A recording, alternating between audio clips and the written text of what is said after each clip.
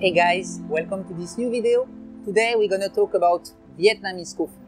You know, if you travel to Vietnam, that here the Vietnamese people, they would enjoy to have every day their Vietnamese coffee. Some people in the morning, they will go for their cafe soda, other will go for cappuccino, like the same kind of recipe we have in Europe, and other will wanna have café den nong, café den da. And actually, in this video, I want to tackle a little bit the sensitive subject of the Vietnamese coffee, because many foreigners have assumption or misunderstanding about what is really Vietnamese coffee. So I invited a friend. He's a coffee expert.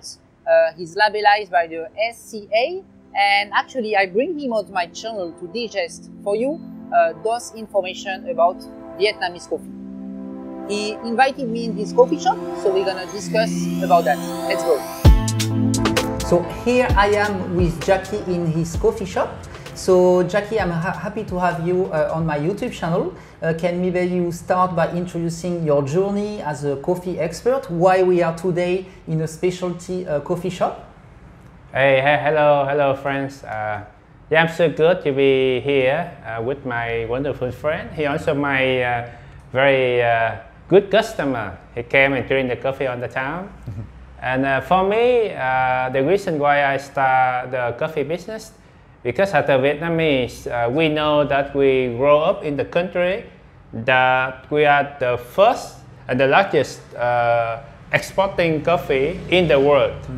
So we want to introduce premium coffee to all the people, especially the people all over the world. And last time also when you show me your story, it's also why deep inside you want to, as a millennial, you want to do that. It was quite inspiring. Can you share maybe to the audience? As I mentioned, Vietnam is the #1 Robusta exporting coffee country. So we are well known about the quantity, not the quality. One of the reasons is usually the customer, they use the Robusta coffee to extract the caffeine. And to make the instant coffee, they use the caffeine for many products in a pharmacy or for the instant coffee. But actually, we can produce a premium or specialty Robusta coffee. We don't want people to remember us as the #1 for the quantity. We want people to remember us as the #1 for the quality as well. So in order to do that, we need to learn from a lot of coffee orientation. And for me, myself, I follow on the standard of SCA, Specialty Coffee Association. And I use all of my knowledge to help the farmer and help on the roastery to make good coffee and premium coffee for the Vietnamese customer and for other countries as well. You start first from the farmer. You try to educate them to be able to use better process. And this is also a part from the end consumer who has to have more knowledge about premium coffee. Can you share about both parts, about how, as a trainer, as an expert, every expert in Vietnam start to educate people about that? If you notice the caffeine in the coffee, whether it's green or it's grape, the caffeine is the same. So because of the amount of caffeine is the same, when the customer they buy the coffee bean, because the caffeine only, so the farmer doesn't need to pick up the red one. They can pick up the green one as well. But for the processing, if you pick up the green coffee, not the red one, so when you processing the coffee and when you make the coffee for the customer to drink, the quality is not good. So we want to help the farmer. First, they need to know the proper way to process the coffee. And the priority is they need to pick up the red one. So when they pick up the red one, and it means when the coffee is ripe, it's red one, you know, on the red one. So the sugar inside the coffee cherry will be high. Okay. When it be high, when you do the processing, example, if you for the coffee for the fermentation, the coffee, the ripe coffee can produce a lot of flavor.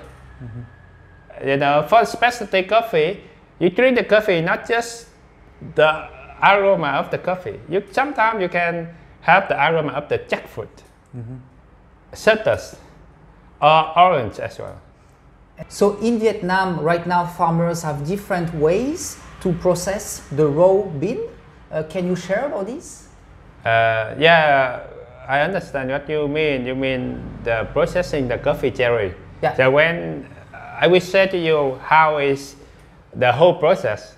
Okay. When the farmer they start picking up the coffee until they processing the green bean. Okay. So first, when it's in the harvesting season, you can see that on the coffee tree, the coffee cherry is ripe. It's ripe means it will be great one. So in order to make a quality of coffee, the farmer needs to pick up the red one only. Because the red one will create a better aroma and the quality of the taste, not the green one. Like you eat banana. When you eat the banana, if you eat the green banana, how do you feel? Yeah, acrid. Yeah.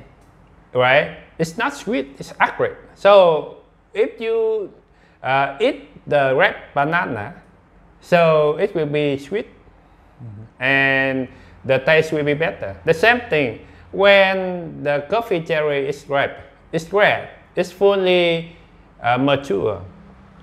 When you pick up on the red one, you use that to process the coffee, you will have a better quality. So after pick up the red cherry, they will put it in a very big water pot, the water container. So they put on the red coffee over there. So if the coffee cherry floated, what does it mean? That is it good? Not good. Not good, okay. You know why? Because then the coffee cherry will be sinking deep down of the container, and some of the coffee cherry will be floated. So the reason why the coffee cherry sink in under the bottom of the container, why it floated, because the thing that contained inside is different. So if the coffee cherry is floated, it means the quality of the coffee cherry is not good. It's not enough, okay. Yeah, did not receive enough nutrition, or it's not receive enough, you know, the things that make the bean is light. So in order to make a premium quality of coffee, they need to get all the coffee cherry that floated and throw away.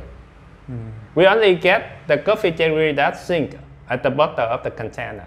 I see. But usually still, because Vietnam is well known also for quantity, as you say, some people will keep those beans that are sinking and will still manage to process them and finally to sell, right? Yes, I tell you. If you just get the caffeine in the coffee, you don't need to care about whether it's green or ripe or whether it's floated or it's sink. You just get the coffee and you sell it. Because they use that coffee to extract the caffeine. When you taking the like Panadol for your headache, you see that there's a caffeine inside, so keep you awake. So the caffeine they are using for many purposes.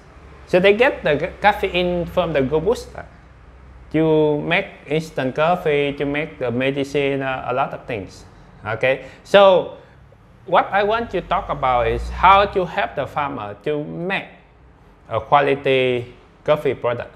So in order to make a quality coffee product, they need to invest. What to invest? Invest their time, invest their manpower. Why?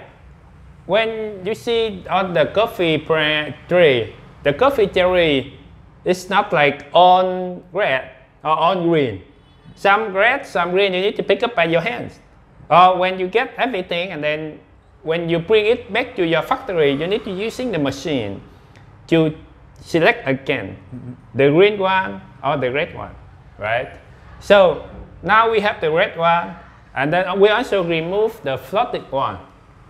Now the next step, what do we do? Okay, for the next step, it depends on how you want to process the coffee. Now in Vietnam, the popular processing method is first is a natural processing method, the honey one and the full wash one. Okay, so talk about the natural process. The natural process means you keep the cherry, the bean. You keep the bean under the cherry. You don't remove it. So you dry the coffee cherry under the sun until the cherry moisture go to around 10 or 12%. Then you can store it. Okay.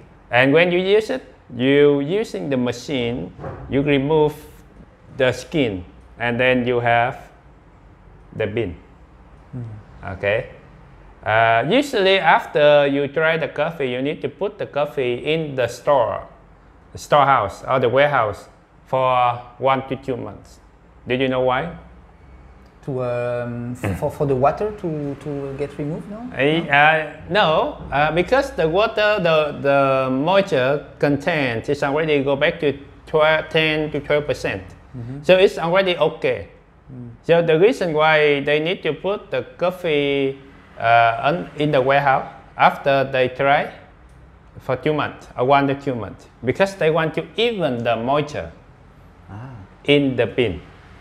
What does this mean, even the moisture in the bean? So we talk about in the bean there is 12% moisture. What is moisture? Moisture is water inside, right? So when you process the bean, the moisture 10%, it means there's a water inside the bean, 12%. But in the bean, where's the moisture, the water stay? In the middle? We don't know. We don't know. Okay. Right? Sometimes it stay in here, or sometimes stay here, sometimes stay over there. Very difficult, right? So, and then after you dry under the sun, and then you immediately put it for roasting. This may create a very, mistake or defect for the roasting. The reason why they put it to rest for 1 or 2 months, so that the moisture can be spread evenly in the whole bean. And when you do the roasting, it will be perfectly good. Okay, so talk about natural processing. Easy. Put it under the sun. Okay. You think it's easy? Because you did put it under the sun, right? But in Vietnam, sometimes it rains, sometimes the weather changes. So how does farmer do? Yeah, but you think it's easy, but in fact, it is very difficult. Why? You're using the heat of the sun to dry the coffee. And you do it for more than 20 days. More than 20 days. And you don't know whether in that 20 days, whether it's raining or whether it's the sun very hot or something. We don't know. So if you want to make a very good coffee, you need to manage the temperature every day when you dry the coffee cherry. The reason why that a lot of people they don't use the natural process, because it takes long time. And because it takes long time and it takes more spaces to dry the coffee. Yeah, of course, you have to have a huge farm to be able to spread it. Yeah, and it also takes a lot of people to care for it. So there's some advantage and disadvantage for the natural process. Okay. But when you drink the natural process, coffee processing in the natural way, it creates very complexity for the aroma. Yeah. There again, because we cannot control all the beans, right? There is differences. Yeah. Now, if you do the specialty coffee, one of the steps that you need to do when you processing the coffee is fermentation. What does this mean, fermentation? Fermentation, this means you need to use the yeast to ferment the coffee and create the aroma. Okay. So a while ago when we talk about we put the coffee cherry on the big water container, right? And then after that we get the coffee cherry that sink under the container. They put it in the big bag, no air, and then they put it for 1 day or 2 days. Sometimes they put it for 7 days, but the temperature should be around 20 to 15 to 20 Celsius degree. Okay. So you can really help the coffee cherry to be fermented. And when you do good, it creates a lot of good aroma. I see. Yeah. And after the fermentation, you put it under the sun and you dry it.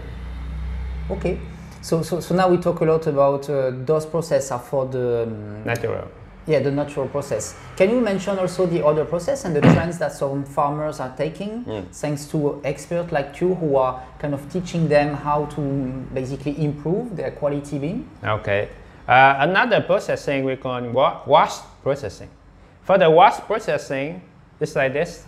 This is the Arabica wash processing. So with the wash processing like this, you can have a cup of coffee is very clean, high acidity, and it's really good. It's good for first. It's good for espresso. Also, it's good for pour over the recipe like this. It's good for light roasted also. So for the wash process, it's like this. So now when you use the coffee cherry that's sink under the container, right? Water container. You don't put it under the sun to dry the whole cherry. After you get the coffee cherry, you need to remove the skin. So after you remove the coffee skin, the coffee cherry skin, the outer skin outside, and then you see the pulp. It's very lubricant, it's very oily, something like that.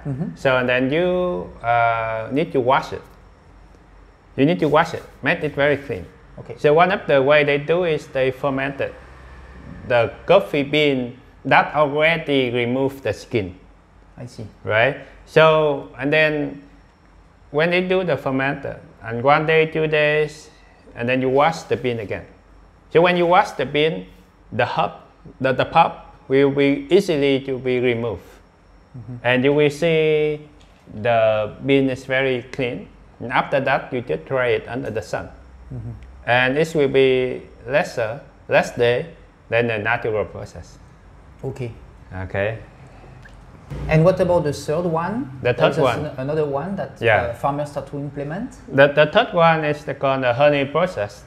After they remove the outer skin of the coffee, they have a they put it for fermentation, and they dry it. So they don't remove completely the skin and the pulp of the coffee cherry. They just remove the outer skin. Okay. So the wash process, you remove the outer skin, you remove the pulp, make it very clean, and you dry it under the sun, right? But for the honey process, you just remove the outer skin. So we call honey because the sugar kind of gonna go inside, right? Or actually, okay. So a lot of people say the sugar content outside of the bean is more than the sugar inside of the bean. The reason why they keep it like this, because first they want you using the sugar that surrounded the bean to be fermented, and it creates a very good aroma and the sweetness. Yeah. If you wash everything, you dry it under the sun, so you have the coffee bean and it's very clean, but the aroma is not complicated. So the reason why they try to do the natural process, or the honey process because they want to enhance the sweetness and the aroma. Okay, I see. So Vietnam is famous, is the #1 exporter in Robusta coffee. Robusta coffee. And is the #2 largest behind Brazil in terms of Quantity. Quantity, exactly. What about the Arabica beans? Is there some specific region in Vietnam, or is there specific location where still you guys manage, I mean the farmer managed to get premium Arabica coffee? I don't think Vietnam will be famous for Arabica. Okay. Because it depends on the location. Vietnam located in the place that very hard to produce high quality bean of Arabica. So we can have the high quality of Arabica, but in the very small quantity, not the biggest one. Okay. So because there's just some places in Vietnam that is good for Arabica, like Cầu Đất, you know, right? Đà Lạt, Cầu Đất, where is the elephant is more than 100 meters. Okay. Okay.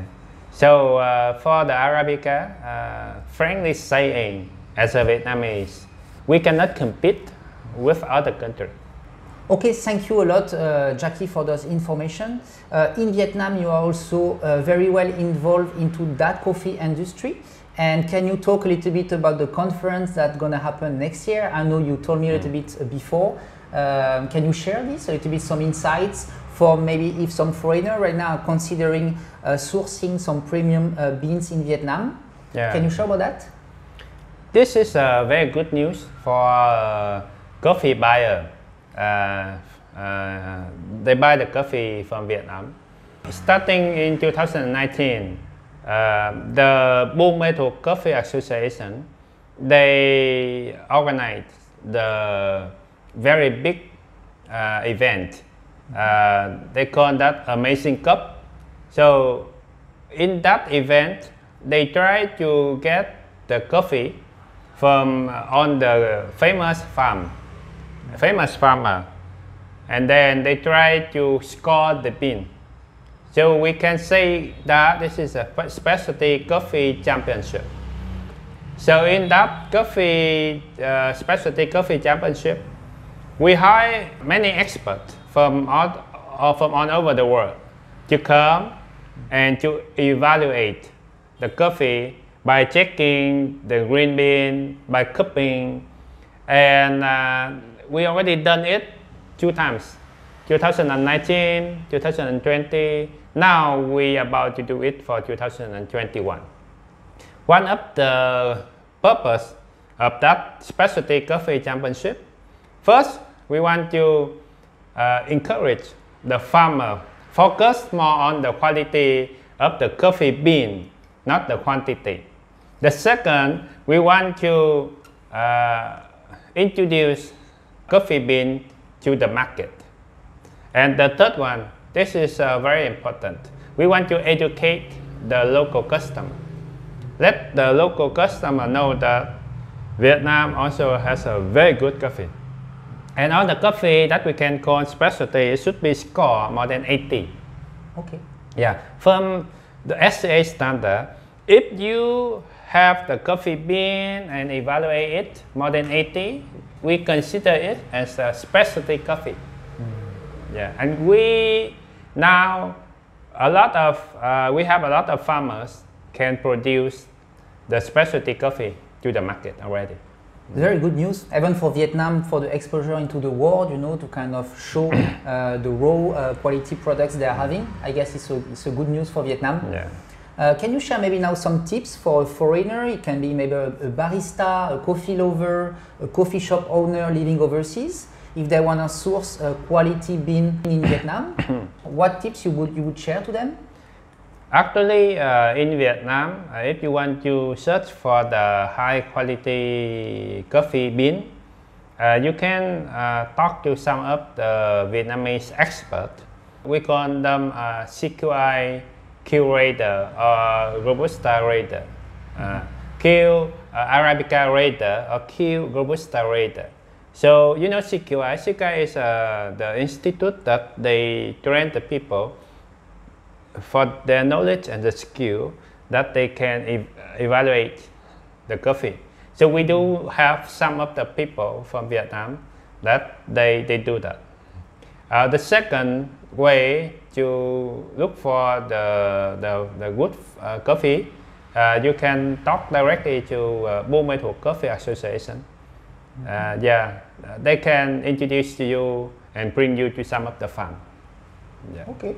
I guess it's some insight for you guys if you guys are coffee lover and want to source bean in Vietnam. I guess it's at least some actionable step that you can take, and maybe it will lead you to find like good gem that you can export. Yeah. And you can also ask me. I can introduce you some of the very good farmer.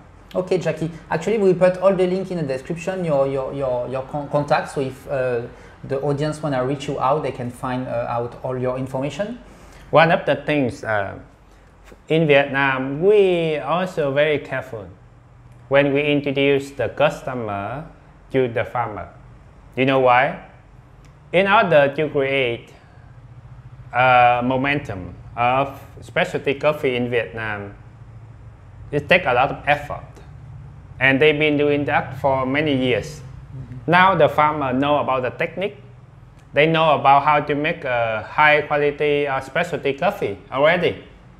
But the thing is how you pricing the product.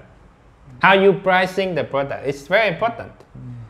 Example, for the farmer, they partner with all the roastery or the coffee shop.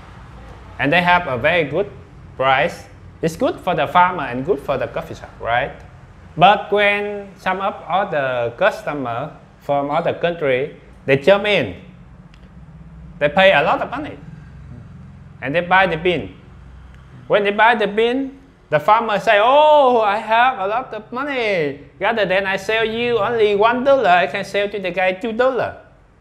And then the farmer started selling to different buyer with a higher price, and then cut the partnership with the local roastery and the coffee shop.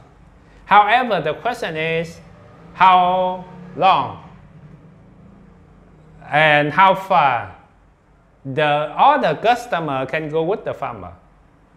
And one of the very painful lessons that many farmers learn in a very, very painful way.